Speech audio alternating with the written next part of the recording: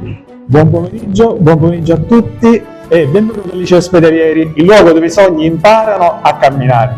Un saluto cordialissimo, un grazie speciale ai nostri ospiti per il regalo che ci hanno voluto fare il rettore, il professor Enrico Foti e la protettrice, la professoressa Lina Scalisi.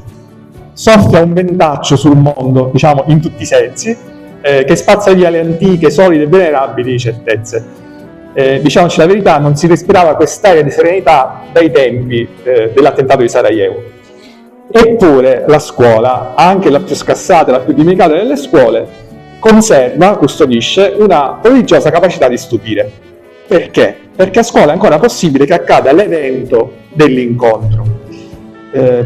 L'incontro fra pari, l'incontro fra generazioni diverse, l'incontro con professori nuovi, materie nuove, libri nuovi. Cioè, l'incontro è l'irruzione dell'oggettività della realtà, qualcosa che ci sorprende, ci spiazza e ci costringe a scoprire l'altro da sé, a confrontarci con l'alterità dell'altro. E la forza dell'imprevisto ci trascina in un territorio sconosciuto, impensabile, inimmaginabile.